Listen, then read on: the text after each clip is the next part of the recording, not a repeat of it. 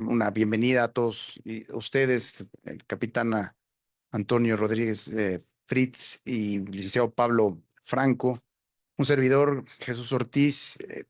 Pues antes que nada, eh, agradecemos la presencia, la ayuda de todos ustedes para llevar a cabo esta conferencia de prensa que va ligada obviamente a temas laborales que nos atañen a dos entidades que si bien se podrían ver diferentes, pero tenemos similitudes increíbles.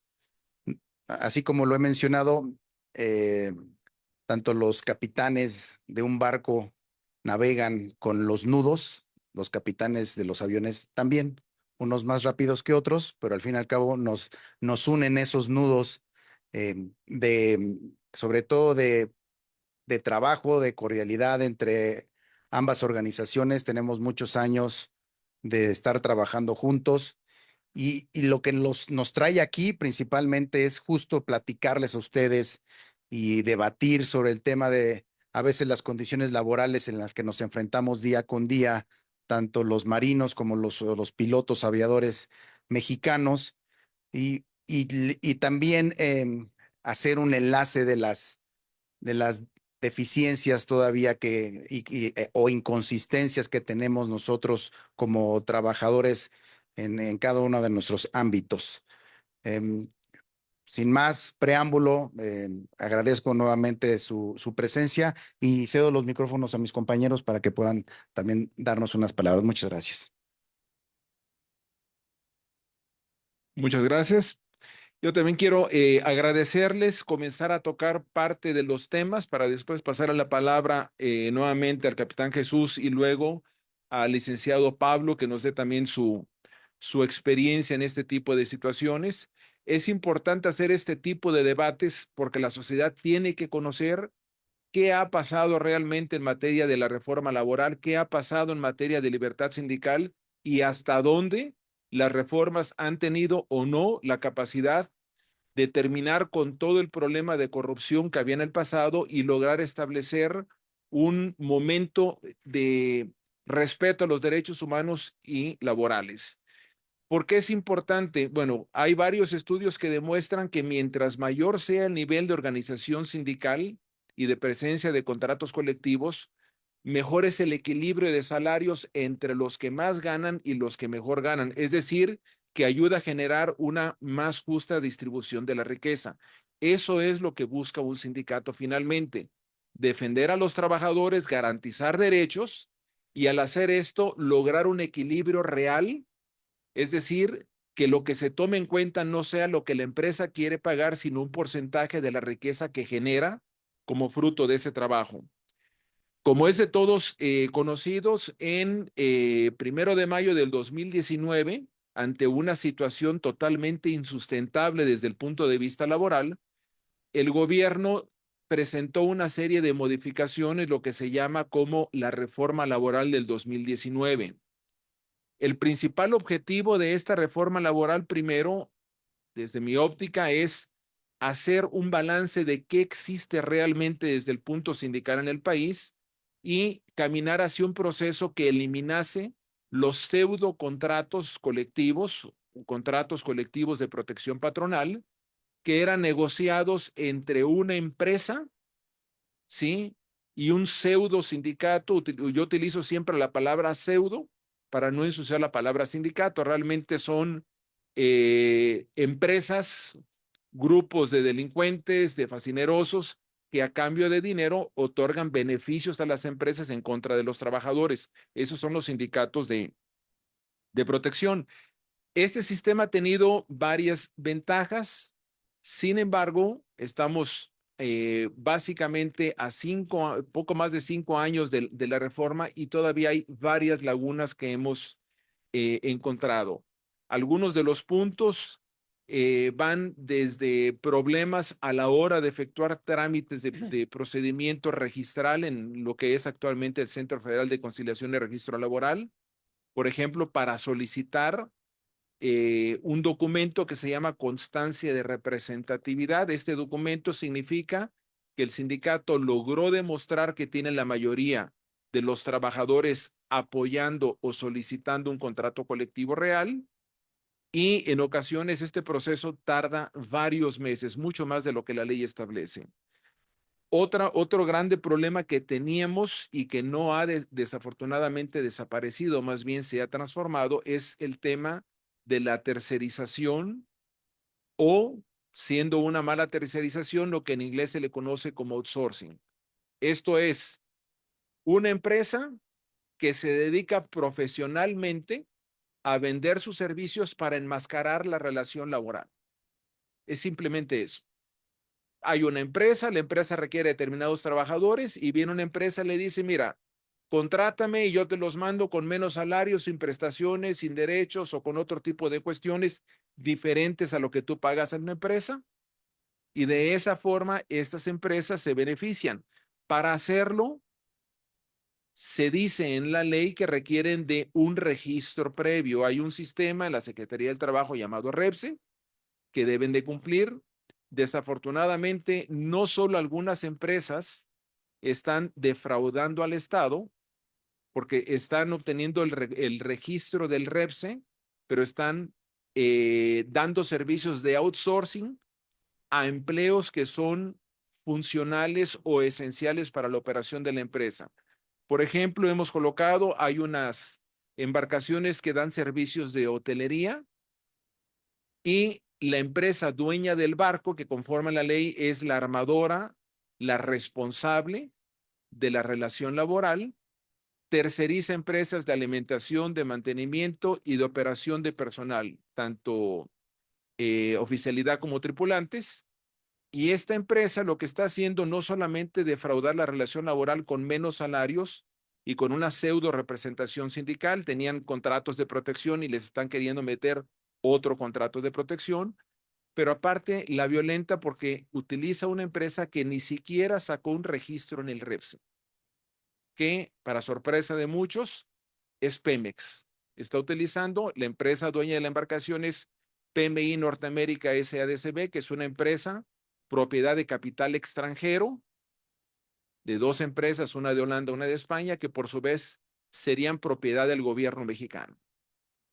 ¿Sí? Y está utilizando para tercerizar a sus trabajadores a diferentes empresas, incluso a Pemex, que por su naturaleza no podría dar servicio de tercerización de servicios, primero porque no está en el REPSI, ¿sí? Sin contar otras cuestiones. Entonces, hay varios problemas que hemos encontrado, repito, a poco más de 5 años de la reforma laboral.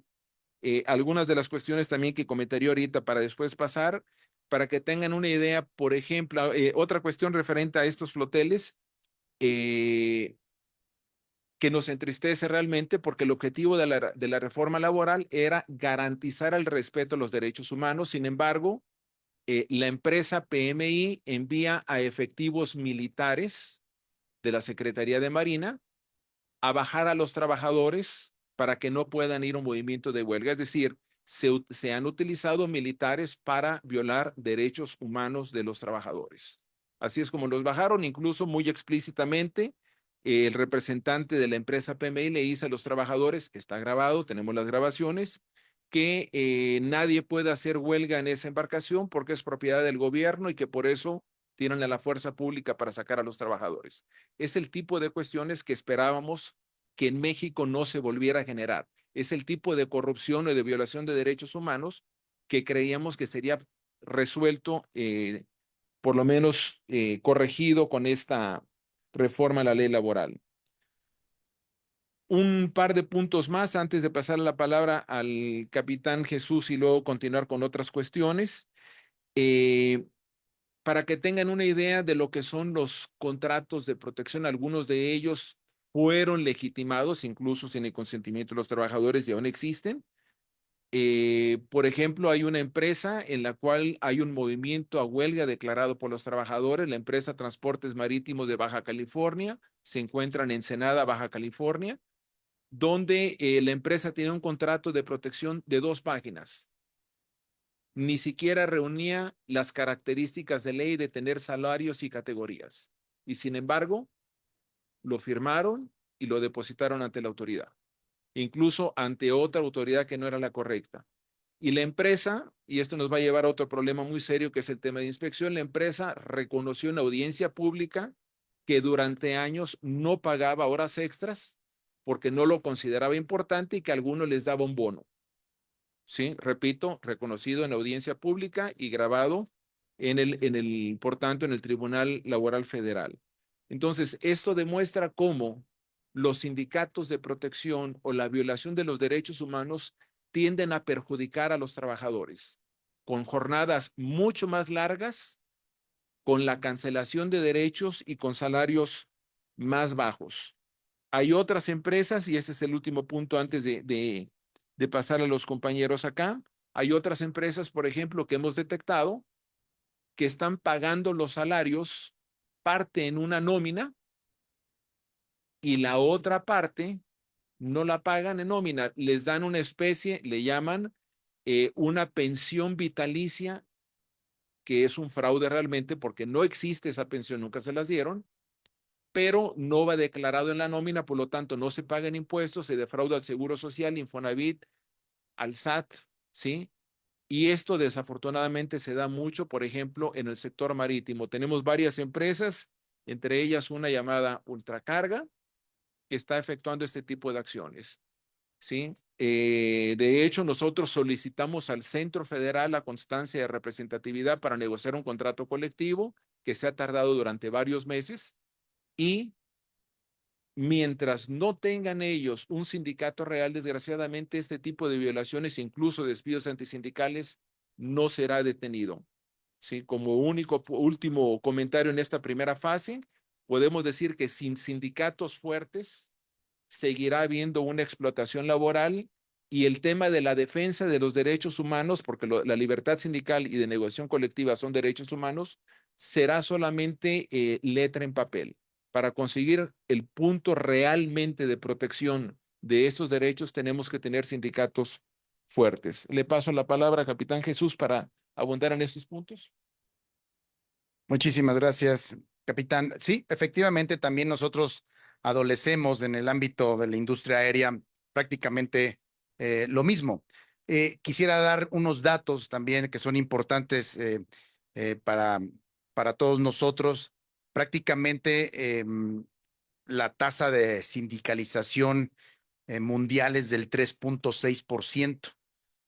Según cifras aquí en nuestro país, según cifras del Centro Federal, es del 12%, lo que quiere decir, 12,7%, lo que quiere decir que únicamente refiere a 40 millones de trabajadores que realmente tienen una representación sindical. Y a esto hay que sumarle lo que bien comenta el capitán, una verdadera representación sindical, que ahí es muchísimo menos la tasa, esa tasa de trabajadores que realmente están bien representados y representa, y sobre todo que ven por las condiciones de trabajo de sus agremiados. Pero aquí también cabe recalcar que esa baja afiliación se debe a un principal problema que es el amplio desconocimiento entre los derechos individuales y colectivos que tienen la clase trabajadora. Ellos mismos a veces no conocen realmente qué es un sindicato porque los mismos sindicatos de protección patronal evidentemente no promueven un sindicalismo abierto y genuino y entonces ven al sindicalismo como algo que no es lo adecuado. Es por eso que nosotros como sindicatos que hemos representado por más de 60 años, no sé cuántos años tengas, 93 como 93 años, 115 como fíjate, organización. más de 90 años representando realmente a los trabajadores, pues es un arduo trabajo de nosotros el verdaderamente traer a los trabajadores a que se afilien a sindicatos como el de nosotros. Un instrumento importante para que tengamos realmente una prosperidad laboral, ¿sí? Es que se promueva el derecho humano a la libertad de reunión y a la asociación pacífica. Si nosotros somos promotores de esto, nosotros no vamos sobre los trabajadores, ellos se acercan a nosotros porque conocen la trayectoria de cada uno de los sindicatos que nosotros o de lo que representamos, y principalmente es darles un trabajo y trabajar con un trabajo justo y digno. Para eso, yo he dividido en tres grandes rubros el tema de lo que es la dignidad laboral que debe tener cualquier trabajador, y como un rubro es el derecho a formarse, a incorporarse, a formarse, a formar un sindicato, a afiliarse, el derecho a permanecer en la asociación o incluso hasta renunciar a ella, porque también la ley lo contempla. Y, y el tercero es justamente eso, el no asociarse, ¿no? Aquí es donde también hago un llamado a los trabajadores a que si no están de acuerdo con su sindicato, pues simplemente la ley contempla que puedas tener uno, dos o tres o más sindicatos dentro de una sola corporación, o no tener, o no afiliarse, pero nosotros hacemos el llamado a que vengan con nosotros, a que se afilien con nosotros para que sean verdaderamente representados dignamente. Y obviamente también es indispensable para lograr todo esto el diálogo social que debe de haber entre los trabajadores y las administraciones o los empresarios. Sin esto, pues obviamente no vamos a tener ese acercamiento que nos puede llevar a justo tener una buena comunicación y que respetemos ese derecho que tiene todo trabajador para poderse afiliar a cualquiera de alguna organización. Hablando de la tercerización o del concepto de outsourcing que se conoce también ya, estamos en un contexto que pese a la reforma laboral, todavía desafortunadamente sigue existiendo el tema de la tercerización. En nuestro país, prácticamente 4 de 10 trabajadores están en un esquema de outsourcing, ¿no? Lo cual llama la atención que a pesar de una reforma laboral que si bien va enfocada a darle beneficios a los trabajadores, todavía nos hace falta fortalecer y eliminar sobre todo el tema del outsourcing. Siguen existiendo prácticas evasivas y obviamente pues esa simulación laboral se sigue dando. Entonces, es importante que sigamos nosotros enfocándonos en seguir promoviendo eh, que nuestros legisladores volteen a ver a los trabajadores y sobre todo el tema de la tercerización. Y nosotros vivimos un caso en particular, como lo viven también nuestros compañeros marinos, que es el caso de una empresa que trajo pilotos extranjeros a volar a una aerolínea mexicana, donde si bien todavía no hemos detectado que el piloto mexicano lo estén desplegando o lo estén relegando o lo estén desvinculando de la empresa, pero sí es muy probable que empiece la precarización en ese sentido. Hay una aerolínea en particular, la aerolínea Viva Aerobús, que trajo pilotos con matrícula del avión de otra nacionalidad, con pilotos extranjeros a volar sobre territorio mexicano. Eso llama mucho la atención porque a lo mejor la solicitud fue de la empresa directo a la autoridad, y nos llama mucho la atención por qué la autoridad tuvo esa eh, valentía, por decirlo menos, de violar la ley y violar la propia constitución. Y la autoridad mexicana es la primera que debe ser la promotora de cuidar las formas y los fondos para, sobre todo en temas constitucionales, y cuidar las fuentes de empleo mexicanas. Y no nada más eso pasa, sino que esos pilotos que están volando en territorio nacional rompen dos cosas probablemente fundamentales, ¿no? Como ustedes bien saben, el tema de que el gobierno es el eje rector de las vías generales de comunicación. Nosotros, a su vez, como tripulantes mexicanos, somos protectores de esa misma vías generales de comunicación, y no se la podemos ceder a un piloto extranjero. Ahí rompen completamente con todo el esquema constitucional. Además, ya de los temas laborales, que también obviamente es algo inaudito para nosotros, pero también hasta para las finanzas públicas de un país, porque estos pilotos, pues evidentemente no generan ni impuestos aquí en este país, no pagan seguro social, no pagan Infonavit, a lo mejor Fonacot, y todo lo que un trabajador mexicano tiene como prestación, evidentemente ellos no lo hacen. Entonces hay una fuga completa de esos fondos y que lo sigue permitiendo el gobierno mexicano, trayendo a pilotos extranjeros a volar a este país. Eso en tema de lo que es el outsourcing, que estamos sumamente ligados con el tema marítimo. Y obviamente pues hay la violación a los derechos laborales, que como regla general en el mercado, pues lo tenemos que nosotros seguir fortaleciendo, tenemos que seguir incluso socializando este tipo de prácticas para nosotros guardar y proteger nuestras fuentes de empleo como pilotos mexicanos. Eso sería ahorita por parte de...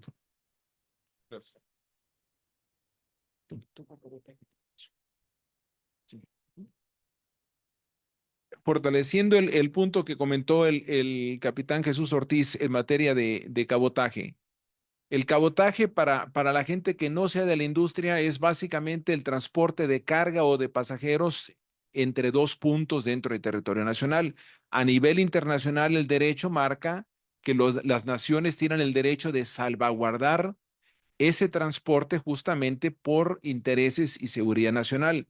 En el caso de México, como comentó el capitán, nos tiene muy preocupados ver que se haya procedido a permitir el ingreso de aeronaves operando no solamente con banderas extranjeras, con personal de otros países, efectuando el transporte de carga y de pasajeros dentro de aeropuertos en el territorio mexicano.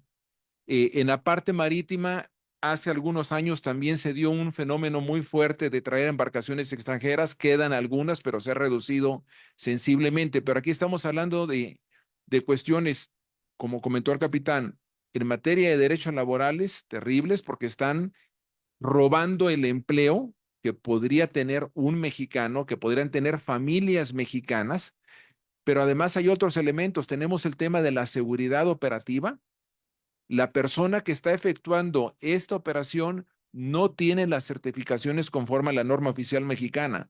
Si tiene una mejor o peor es otra cuestión, pero no cumplen con la normativa mexicana. Otro punto adicional es una cuestión de soberanía nacional. La entrada de empresas extranjeras para quedarse con la riqueza generada en territorio nacional afecta también un tema de soberanía. Usualmente, cuando algunos países han abierto en forma indiscriminada su cabotaje, eso ha resultado en la destrucción de la industria nacional que abrieron. Y debemos resaltar, el tema de la soberanía sería terriblemente afectado si se permite que esta situación continúe o se profundice. Entonces, es esencial detener ese fenómeno y le pasaría ahorita la palabra también al licenciado Pablo Franco, por favor. Buenos días a todas y a todos. Pues lo que acaban de escuchar, sin duda son algunos aspectos que deben retomarse por la próxima presidenta de la República. Es decir, ya estamos a tiempo para hacer un balance de lo que fue la reforma laboral. Y entre las cosas que podemos concluir es que del lado patronal se ha estado buscando la forma de eludir el cumplimiento de obligaciones, que has hecho falta por parte de la política pública hacer que las personas trabajadoras conozcan los derechos a que tienen, a que les atribuye la reforma laboral. No es fácil un país que viene de 45 años de neoliberalismo, de precarización del trabajo, que los propios trabajadores recuperen la conciencia de clase, que son trabajadores. Porque si ustedes recuerdan, la cultura que traemos del neoliberalismo es que no somos trabajadores, somos colaboradores, somos asociados, pero además es una cultura donde se rinde pleitesía al que crea el trabajo, no al que trabaja. Y hoy la política mundial del trabajo, definida por la Organización Internacional del Trabajo, es recuperar la dignidad del trabajo. Y ese es uno de los objetivos, la dignidad y el valor del trabajo. Y es uno de los objetivos de la reforma del 19, que están muy claros ahí. Pero también está claro que no tenemos ni los cuadros políticos públicos que tienen condiciones culturales de empujar una transformación como la que hace falta.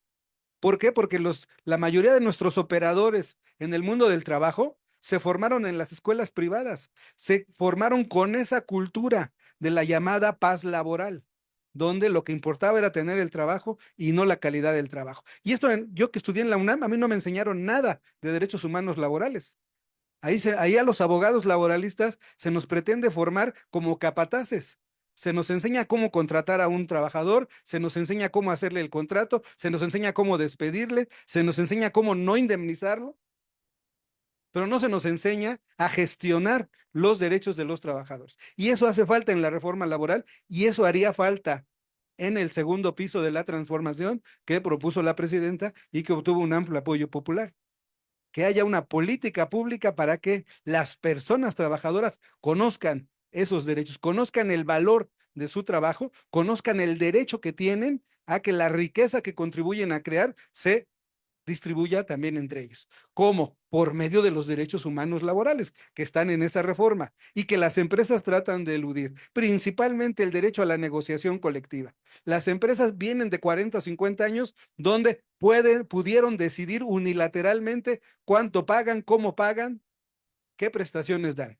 Y la reforma lo que busca es que las personas trabajadoras intervengan por medio del derecho a la negociación colectiva a definir sus condiciones de trabajo. Entonces, haría falta desde el próximo gobierno o desde el gobierno que exista una promoción de esos derechos, una cultura de la legalidad, que los empleadores entiendan que ese no es un derecho de ellos, es un derecho de los trabajadores conjuntamente con ellos, definir las condiciones de trabajo por medio del diálogo social. Pero no estamos acostumbrados en este país al diálogo social porque hemos tenido sindicatos sometidos al empleador. Muchos sindicatos pelean por la independencia, pero la independencia en el periodo anterior, respecto del gobierno, se perdió porque el gobierno ya no los peló, pero se volvieron dependientes de los empleadores.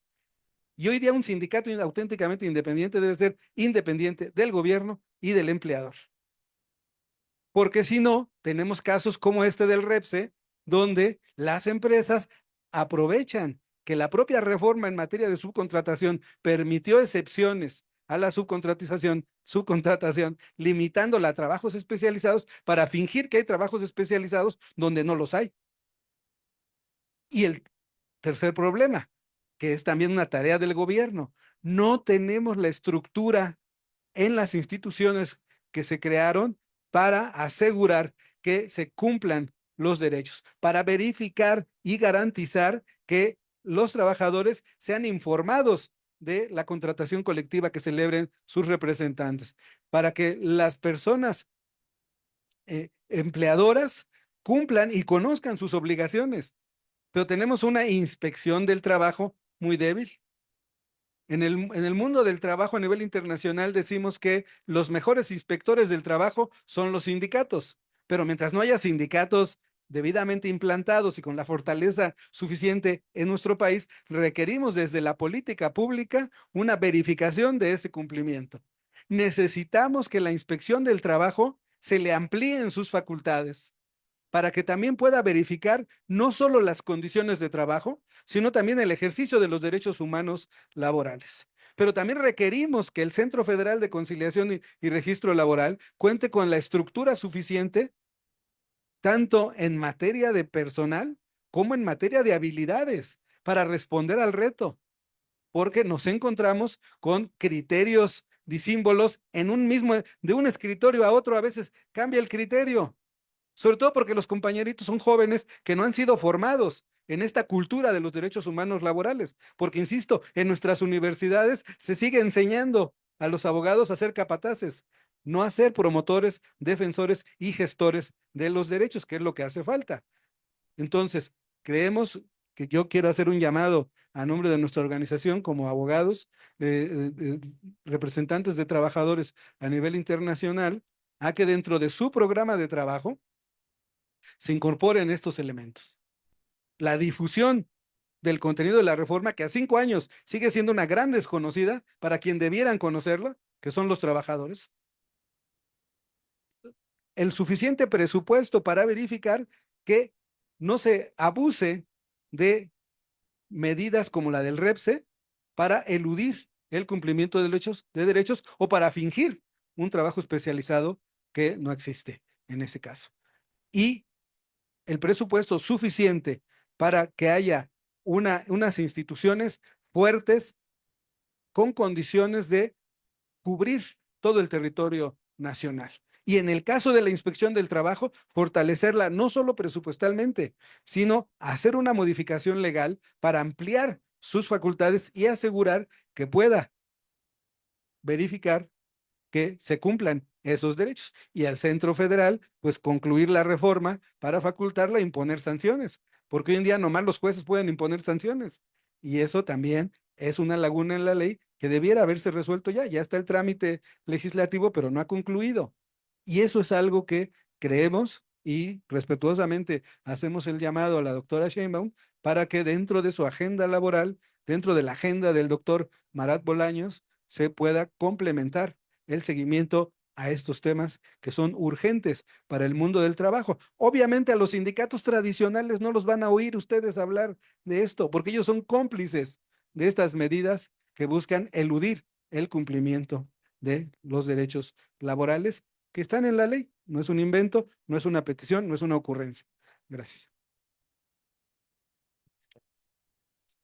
Si alguien tiene alguna pregunta que quisiera hacer, por favor.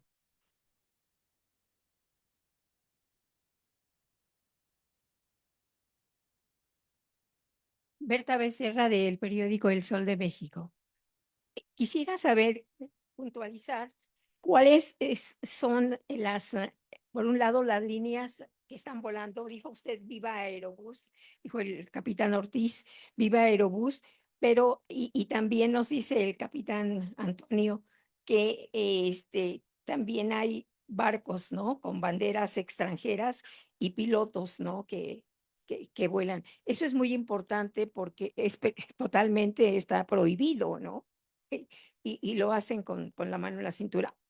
Y la otra, eh, ¿cómo al licenciado Franco, cómo se puede educar a los trabajadores para que, o cómo propiciar, cómo fomentar que los trabajadores entiendan, lean la reforma laboral y se enteren de lo que los protege y de lo que los ayuda y hacer, y por otro lado, si tienen ustedes cualquiera el número de contratos de empresa todavía que prevalecen.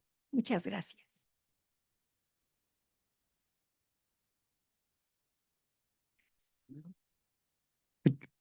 Gracias por la pregunta. Sí, efectivamente, la aerolínea que ahorita está haciendo estas prácticas es Viva Aerobús. Sí. Alrededor tenemos el conocimiento que son 7 aeronaves con matrícula extranjera y evidentemente con tripulación extranjera, no únicamente de pilotos, sino también de sobrecargos. Lo que llama la atención acá, y reitero, es no tanto que es culpa de la aerolínea como tal. Yo veo todavía más crítico el asunto. La que otorga esa concesión o ese permiso es el Estado a través de la Agencia Federal de Aviación Civil. Eso es lo que más preocupa. No tan, yo puedo pedir el permiso aquí, si tú me lo das, pues adelante. Yo como empresa lo tomo, ¿sí?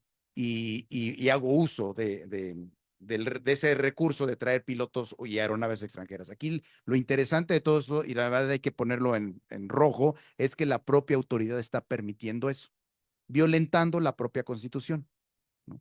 El argumento que nos puedan dar de verdad es insuficiente. Punto.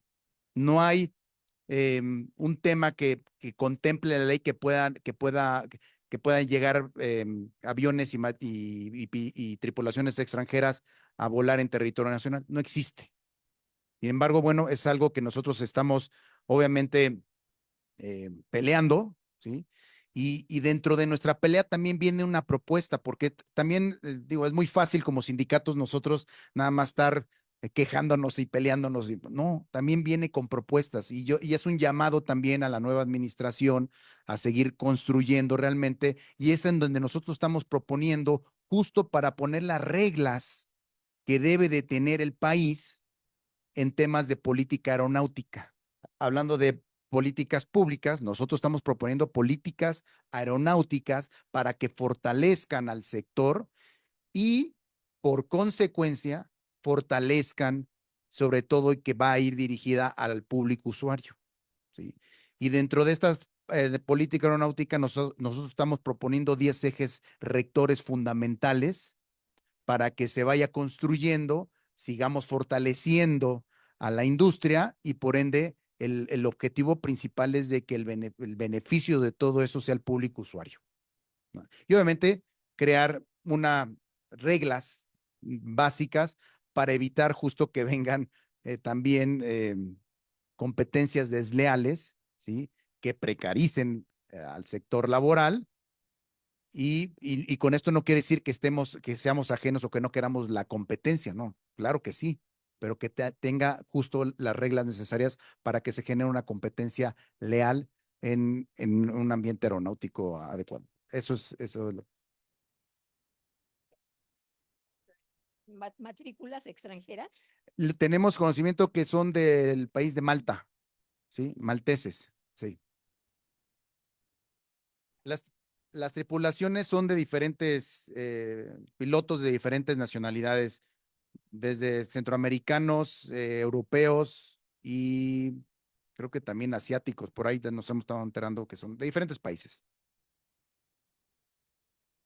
No, de hecho, digo, y como historia, ASPA de México nace, es un tema también fundacional, así como nosotros, no sé si recuerden, hace año y medio peleamos el tema del cabotaje por una iniciativa que promueve desde el Poder Ejecutivo, justo peleando pues un tema fundacional para ASPA de México, ¿no? El que pilotos extranjeros vuelen en territorio mexicano, pues así es como iniciamos nuestra lucha. Entonces nosotros tenemos que seguir luchando. Ahora el tiempo nos volvió a alcanzar y obviamente otras generaciones las tenemos que seguir luchando por nuestro trabajo y sobre todo por fortalecer a nuestros trabajadores, no a los trabajadores que están en otros países. Digo, así es un tema también de lucha sindical desde muchos años. No de nada. Sí, a la señora Berta. De hecho, primero voy a tocar un punto que también tocó el capitán. El motivo por el cual nació también nuestra organización sindical fue la misma. A principios del siglo XX, la mayoría de las posiciones de capitanes y oficiales en los buques de bandera mexicana estaban tripuladas por italianos y españoles. El motivo por el cual se organizan en 1905 y se constituyen en el 11 y posteriormente en el 31 cuando aparece la Ley Federal del Trabajo, fue para evitar que extranjeros vinieran a quedarse y a sufrir de las fuentes de empleos de los mexicanos. ¿Sí? En la parte marítima siguen habiendo algunos casos, afortunadamente puedo decir que se han reducido bastante, pero hay aún así varias embarcaciones o artefactos navales. Para explicarlo, una embarcación tiene propulsión propia, un artefacto naval no tiene máquina, sino que requiere de otra embarcación para que lo traslade. Algunas de estos están operando todavía en México con bandera extranjera, lo cual también a todas luces es inaceptable. Apuntan a que son especializados. La crítica nuestra es que esos empleos especializados, en lugar de darlos a extranjeros, deberían abanderar los mexicanos, porque la gran operadora marítima en temas de hidrocarburo es Pemex y las empresas que les dan servicios. Por lo tanto, se debería exigir que tengan bandera mexicana, que haya una verdadera transferencia de tecnología de forma tal que México no se quede estancado porque digan que determinada nave o aeronave es demasiado tecnificada para la operación de los mexicanos. Al contrario, se debe de forzar a que haya abanderamiento y que haya una promoción en la industria. Desgraciadamente, y retomamos el punto de la falta de una inspección laboral adecuada, estas cuestiones se dan porque no son detectadas por las autoridades laborales, porque aun cuando estén operando con embarcaciones extranjeras o banderas extranjeras, deberían de cumplir con toda la normatividad mexicana y sin embargo lo hacen escondidos en la oscuridad. ¿sí? ¿Por qué? Porque no van los inspectores laborales a identificar lo que está pasando realmente. Es esencial, hace rato mencioné, en el caso de los floteles, una empresa de capital europeo, Berhan Schulte Ship Management, eh, gerenciando el trabajo de mexicanos, siendo que no es un servicio especializado, enriqueciéndose con un jugoso contrato de parte del Estado mexicano a través de PMI y llevándose ese dinero al extranjero, en lugar de que se quede en México para generar riqueza. Un punto final, y también en eso tenemos una amplia concordancia con nuestros compañeros de ASPA, con quienes nos conocemos hace muchísimas décadas, es que para nosotros también es importante que haya un fomento y desarrollo de la Marina Mercante Nacional, al igual que la aviación, son primero esenciales para el desarrollo del país. Estamos hablando, en varios lados se menciona el tema del nearshoring, que básicamente es aproximar la producción de insumos para los principales socios comerciales. México suele estar entre la 10ª y la 12ª economía a nivel mundial constantemente debido al comercio exterior. Sin embargo, la flota de aviones que hacen comercio exterior, es decir, que recorren diferentes continentes y países, y sobre todo la flota mercante de buques, es ínfima. En el caso de buques mercantes hay un barco que está haciendo comercio internacional, cuando un país con la economía de México debería de tener centenas de barcos registrados efectuando comercio. Son bienes que producimos nosotros, son bienes en ocasiones que nosotros compramos, que importamos. Y toda esa riqueza, desafortunadamente, se van al extranjero. Hay países, y no minimizo, pero por ejemplo, desde Suiza, que no tiene costa marítima y tiene buques mercantes. ¿Por qué? Porque es un magnífico negocio, hasta Bolivia. ¿Sí? Eso da una idea de cómo otros se enriquecen y México está perdiendo esa oportunidad.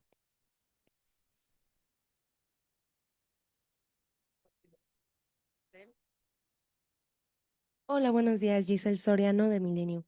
Me gustaría saber cuántas personas están bajo este esquema de outsourcing y también sobre cuáles son estos 10 ejes rectores fundamentales que mencionaban. Gracias.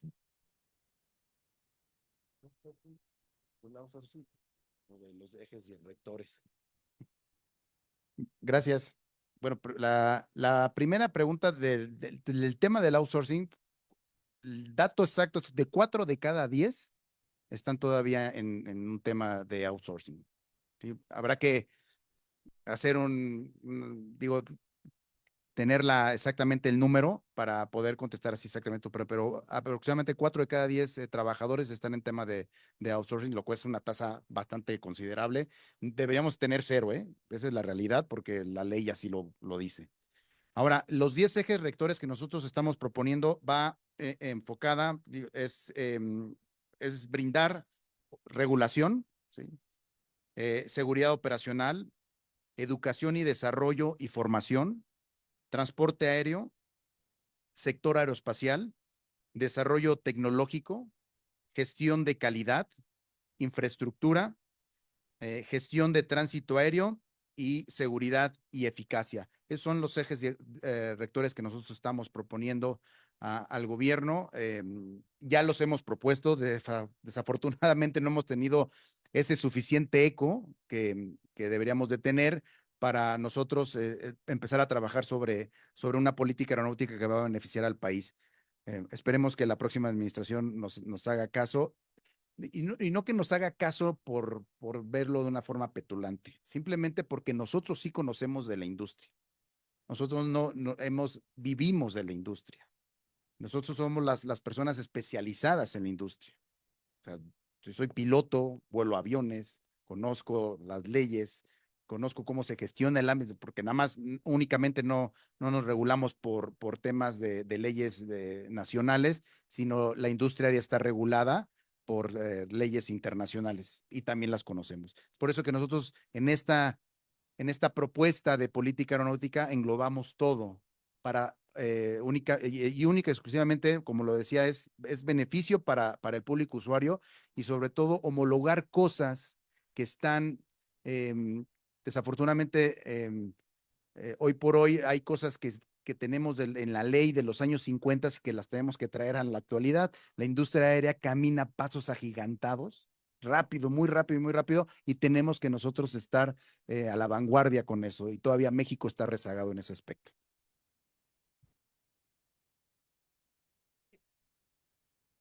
Gracias. Buenas tardes. Carla Martínez del periódico Excelsior. Pues un poco la misma pregunta, saber si en materia marítima saben el número de embarcaciones o de empresas que están utilizando el outsourcing y también saber la reforma judicial, qué impacto va a tener en este tema laboral, porque pues como lo comentaba el abogado, pues estos jóvenes sin conocimiento van a ser los que tomarán decisiones al respecto. Gracias.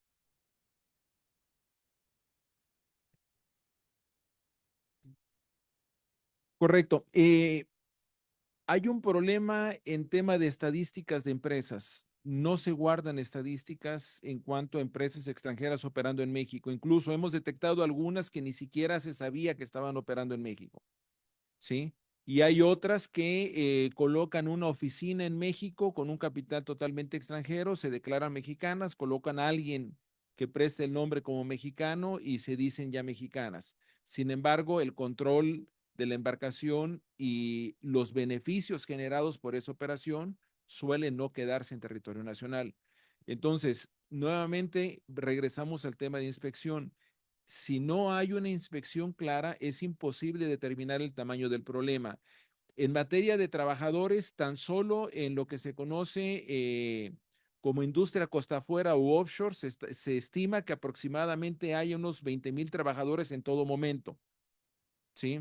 Entonces estamos hablando, considerando los relevos, entre 30 y 40,000 trabajadores en la industria, pero trabajan en decenas, si no es que en centenas de empresas, solo que muchas veces ni el trabajador lo sabe. Hay una empresa, por ejemplo, que está operando buques, línea marítima del Pacífico, si no mal recuerdo, y los trabajadores no reciben sus nóminas de pago. ¿Sí? ¿Quién les paga? Pues no saben. ¿Les están pagando? Sí. ¿Quién? No lo saben porque no le dan las nóminas. ¿Por qué no hay inspección laboral que identifique estas faltas? Y sobre todo, hace rato lo comentó el doctor Pablo, ¿por qué no hay multas? Porque tenemos que hablar también con sinceridad. Ningún empresario deja de efectuar una acción que le genera un beneficio si no lleva un riesgo implícito en cometer esa falta. Si no hay multas que sean, y es otro punto, decimos nosotros, tiene que haber multas, pero además tienen que ser proporcionales al beneficio económico que tuvieron violando la ley. Hace poco tuvimos una de las empresas en las que tenemos un movimiento de huelga, una multa terrible de 10,000 pesos. La empresa estaba generando millones de dólares al año. Evidentemente, una multa de 10,000 pesos por hacer acciones que le permitían tener ganancia en millones, definitivamente no es un riesgo. Entonces, las multas tienen que ser no solamente figurativas, tienen que ser de la magnitud similar al beneficio que la empresa está llevándose al cometer la falta. Sí, entonces repito, desafortunadamente no hay una estadística de empresas ni de cuántas embarcaciones extranjeras hay, por lo menos que conozcamos en forma pública. Hay cálculos y podríamos decir fácilmente cercano a un centenar de diferentes empresas. Yo voy a aprovechar para contestar la pregunta de doña Berta, de cómo hacer para que los trabajadores conozcan sus derechos desde la política pública. Tenemos muchas propuestas desde que los medios públicos tomen el tema laboral. La verdad es que no lo vemos en los medios públicos, pero desde esa lógica de que las personas trabajadoras entiendan primero que son trabajadoras y el ser trabajadoras, qué derechos y qué obligaciones te da. Hemos hecho propuestas de que hay que cambiar la currícula en las universidades. Las universidades no pueden seguir formando capataces. Tienen que formar abogados que gestionen, conozcan y promuevan los derechos. Hemos propuesto, incluso hay una propuesta del maestro Arturo Alcalde, en el sentido de que en el bachillerato se dé una materia de derecho laboral, porque esos jóvenes, especialmente los de bachillerato tecnológico, pues es la siguiente mano de obra. Entonces, qué mejor que se incorporen al mercado de trabajo conociendo sus derechos y obligaciones legales. Y por último, la propuesta que es muy mía y que ya la he hecho antes, que es que en la mañanera se abra una sección de quién es quién en el derecho laboral, quién es quién en la democracia sindical.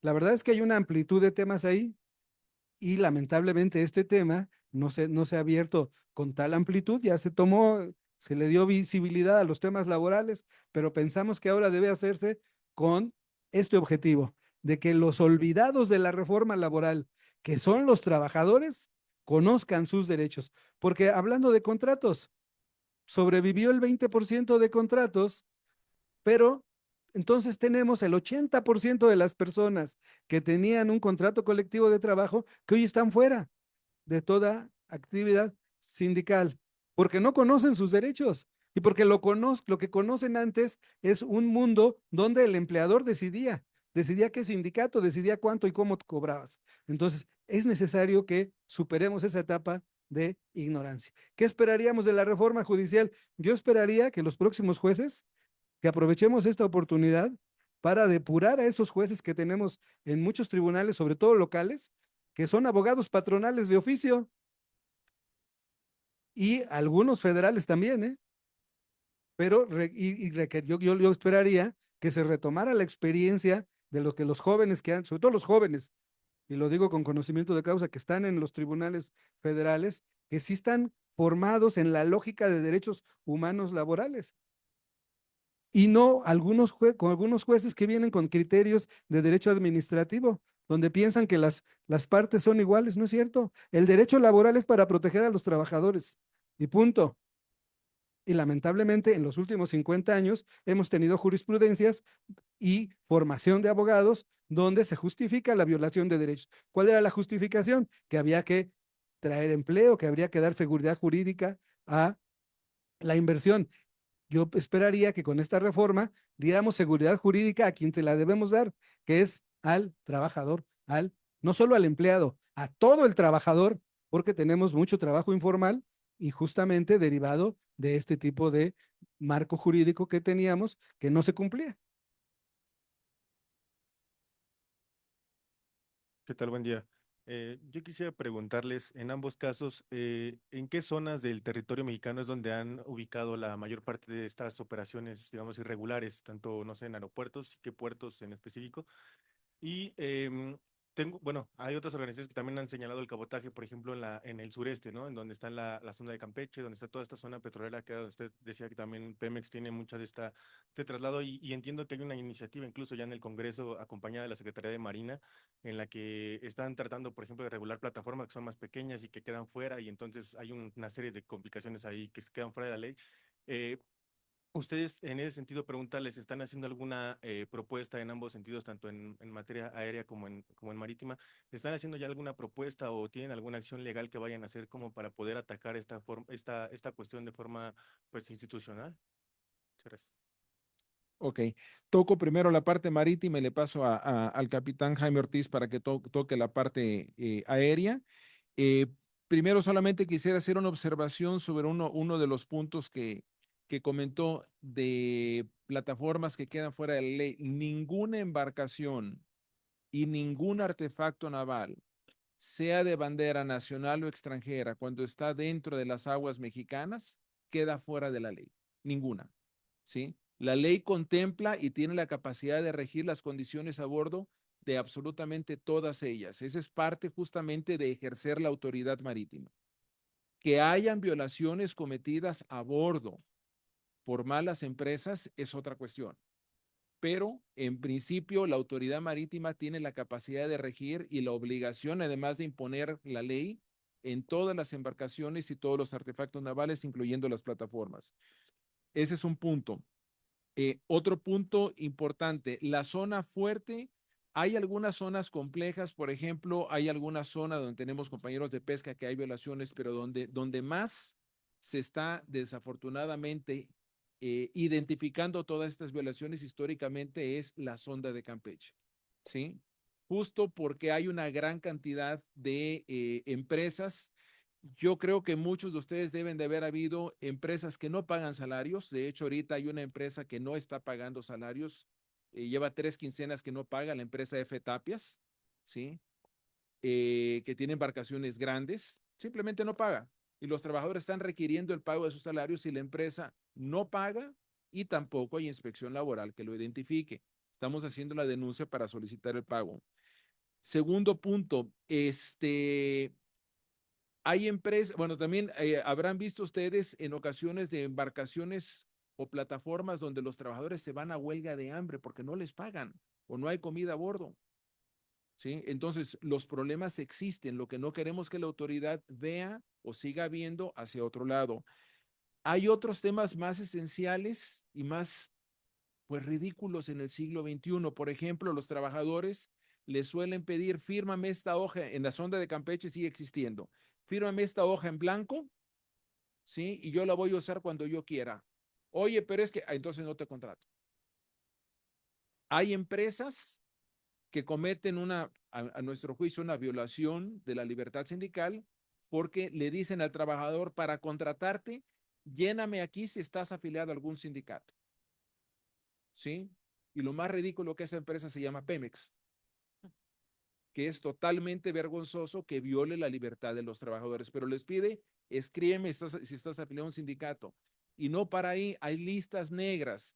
No hay un término yo que conozca bien en castellano, es una traducción del blacklisting en inglés, que básicamente las empresas, ¿sí? Lo define como poner el dedo. Bueno, entonces poner el dedo o poner el índice, ¿sí? Donde si tú tienes o has hecho una demanda contra determinada empresa, o si tú te afiliaste a un sindicato y peleaste por tus derechos en una empresa, no te contrato. Y es ridículo que esto en pleno siglo XXI pase en empresas privadas sin que haya sanción del Estado. Pero más ridículo es que una de las empresas que comete esta violación de derechos humanos es Pemex. ¿Sí? Un punto adicional, Pemex es el motor que da la vasta mayoría de los contratos de embarcaciones y artefactos navales en la zona de Campeche. ¿Sí? Probablemente, no conozco una estadística, pero probablemente 80-90% de todos los contratos o sean con Pemex o sean para empresas que de alguna manera están ligadas a Pemex. ¿Quién debería de colocar la primera obligación del respeto a los derechos humanos y a la legislación nacional? Creo que no tengo ni qué decirlo y sin embargo, repito, utiliza el sistema de listas negras. Tenemos compañeros que nos dicen, no te puedo contratar porque demandaste a Pemex. No, nunca demandé a Pemex. Bueno, pero a una subsidiaria de Pemex o a una empresa que tiene, ¿y cómo supiste? No te puedo contratar. ¿Sí? Entonces, desgraciadamente lo seguimos teniendo y es muy frecuente en esa zona. Y hay empresas que ofrecen ese servicio de investigar los antecedentes laborales. Sí, respondiendo a tu pregunta, efectivamente, nosotros tenemos obviamente denuncias ante las autoridades por estas prácticas. Bueno, están en un proceso legal que ojalá se pueda resolver a la brevedad. Y a la pregunta que decían que si nos perjudicó esto, pues en un caso así sí nos perjudica, porque todo se empieza a detener, ¿no? Entonces sí hay un perjuicio, respetando los derechos de los trabajadores del Poder Judicial, pero también pues, hay un perjuicio en ese sentido, ¿no? Pero sí hemos estado tomando acciones al respecto.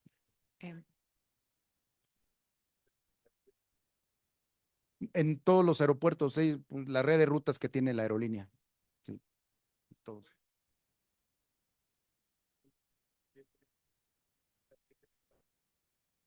No, ellos lo que manifestaron en un inicio, todo origina a partir de un problema, una problemática que tenían los motores de la aeronave que operan ellos, que desafortunadamente tuvieron que bajar esas aeronaves a tierra y obviamente consecuencia de eso lo que pasó es de que empezaron a perder mercado, ¿no? Y entonces la manera fácil así que hicieron es tráeme pilotos extranjeros y aeronaves extranjeras, pudiendo hacer otra cosa, muy diferente como lo hace otras aerolíneas, que es traer aeronaves con matrícula extranjera, pero volándolo con pilotos mexicanos. Lo que pasa ahí es algo muy sencillo, sencillo por decirlo fácil, ¿no?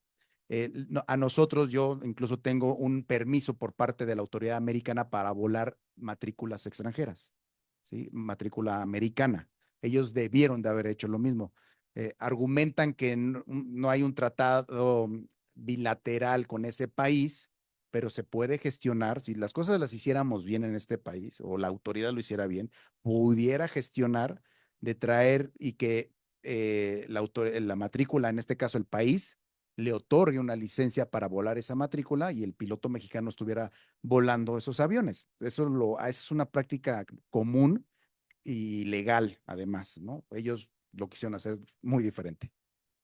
¿Había otra? Jared. Hola, buenas tardes. Jared, del periódico La Jornada. Bueno, preguntarles cómo podemos entender que las empresas sigan violando la reforma laboral, específicamente la que tiene que ver con outsourcing.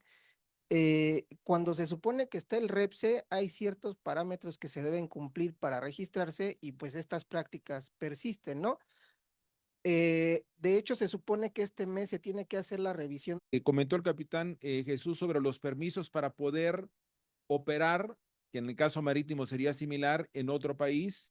Nuestra visión es que en caso de que se den, tiene que haber reciprocidad, es decir, otorgar mutuamente permisos, pero además equivalencia. Si yo te doy un permiso y tú me das un permiso, existe una equivalencia, por lo tanto existe un equilibrio de mercado y de derechos. Pero si yo te pido 5 o 10 o 100 y no te concedo ninguno o no hay nadie interesado en obtener ninguno, ahí se rompe por completo el tema del equilibrio y pasa de nuevo a ser una cuestión de pérdida de soberanía nacional. Sobre el tema del REPSE, yo creo que uno de los grandes problemas, y yo no diría que necesariamente la Secretaría del Trabajo está ausente, yo creo que ha hecho algunas cuestiones y que debe de aprimorar otras, pero uno de los temas del REPSE a nuestro juicio es que no hemos encontrado al menos el sistema que sancione a las empresas que utilizan el REPSE para hacer mal uso del mismo. Es decir, que están teniendo una ventaja efectuando una falsa subcontratación conforme al REPSE, porque no son servicios especializados. Debería de haber, lo comentamos hace rato, una multa que sea acorde a los ganos, pero hay un punto muy esencial en la pregunta que tú hiciste que no quiero dejar escapar. Tú hablas de 90,000 empresas. ¿Alguien cree en su sano juicio que se requieren 90,000 empresas en México para dar servicios especializados? Es ridículo.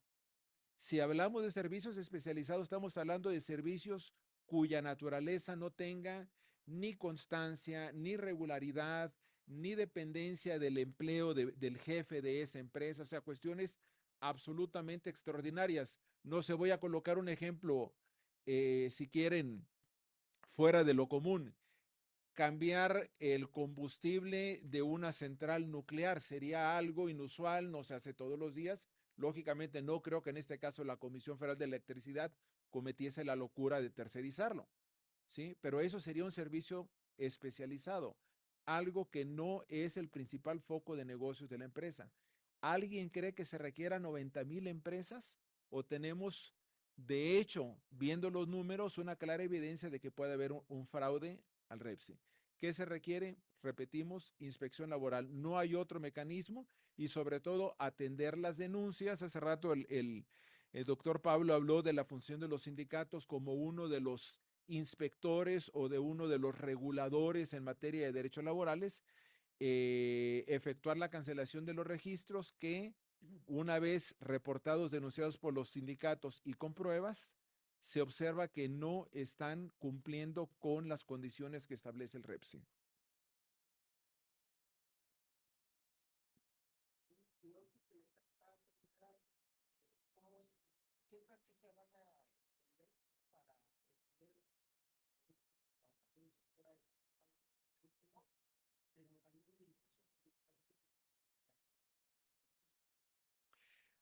Mira, básicamente hay dos áreas. Una, la propiamente industrial que cada organización efectúa en el día a día, ¿sí?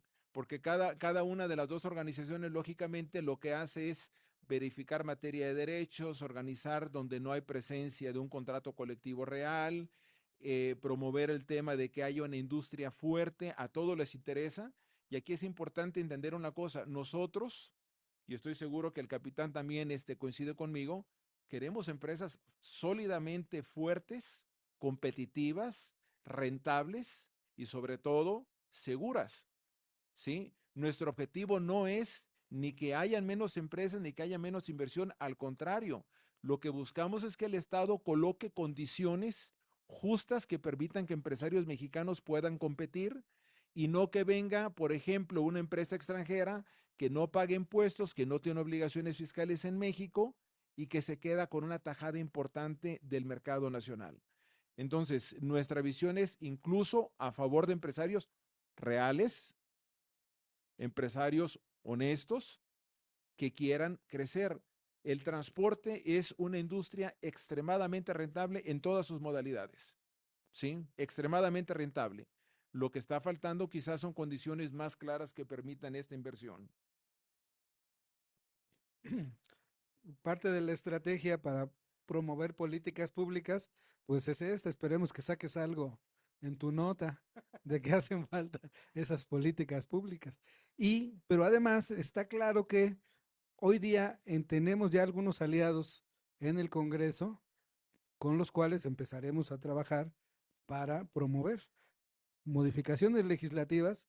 Nosotros, como parte del Observatorio Ciudadano de la Reforma Laboral, tenemos toda una serie de propuestas sobre cosas que hacen falta y que han funcionado regular, bien o mal, ¿no? Entonces, pero sí requerimos, para mí es más importante que los cambios legislativos, que la gente conozca.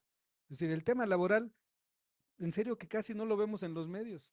El tema de los sindicatos lo vemos cuando algún Víctor Flores o algún Elbaster se roban algo, ¿no? Pero cuando hay otros temas, entiendo que no es nota, pero justamente por eso hay que, desde la política pública, que se conozcan los casos de éxito que tenemos en la reforma. Un caso de éxito de la Orden, por ejemplo, que ha ganado una serie importante de contratos colectivos de trabajo a partir de la reforma. Y eso lamentablemente no se conoce, no se socializa. Entonces, por ejemplo, a mí me gustaría, por ejemplo, ver en la mañanera al capitán explicando cómo le han hecho para ir ganando contratos colectivos, hacer valer auténticamente los derechos de los compañeros de la materia de trabajo. Pero bueno, es algo que hay que hacer. Entonces empezamos con este tipo de acciones, haciéndolo público, tratando de visibilizarlo.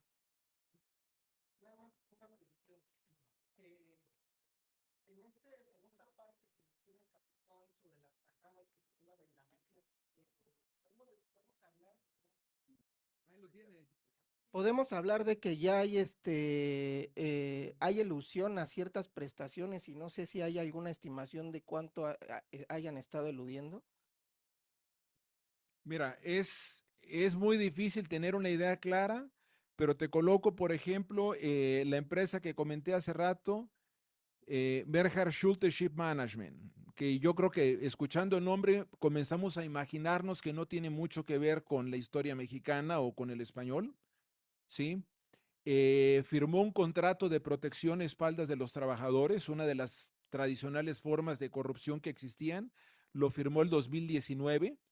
Todos los meses le pagaba un mes de salario a los trabajadores y el otro mes no, a pesar de que tenía un contrato colectivo con un salario mensual. ¿Sí? Dejó de pagar salarios en cantidad de millones a los trabajadores, calculamos, no sé, es muy difícil de calcular, pero entre 5 y 10 millones de salarios que dejó de pagarles, más prestaciones, pero aparte al seguro social, y recordemos que yo creo que todos queremos algún día tener una pensión del seguro social. Bueno, estos fraudes, ¿por qué es eso? Si tienes un trabajador y estás obligado a pagarle, además tienes un contrato colectivo, es decir, te sometiste al imperio de la ley dejando por escrito las condiciones laborales, ¿sí? Y tienes que pagarla y no pagas al seguro social, estás dañando el futuro de todos los mexicanos. Ojo, no solamente de esos trabajadores, porque nuestras pensiones van a venir al seguro social. Estás dañando el Infonavit, en el cual millones de mexicanos hemos tenido o tenemos algún crédito. Estás dañando las arcas públicas, de donde nacen los programas sociales del gobierno, donde nace la infraestructura. Entonces, te hablo de una empresa que dejó de pagar millones. Imagínate tú, me acabas de decir el dato, 90,000 empresas en el REPSE. ¿Cuánto dinero es? No creo que la calculadora tenga suficientes ceros. Ese es el tamaño del problema, ¿sí? Salimos de un terrible problema de tercerización, por eso vino también la reforma, porque se hizo totalmente y moralmente insustentable, y nuestro temor es nuevamente aproarnos hacia el mismo problema del cual apenas estamos saliendo. ¿Sí? Por eso es que los sindicatos, por eso es que el ASPA y la Orden no nos queremos quedar callados, queremos compartir con la sociedad nuestras experiencias porque son temas que nos afectan a todos.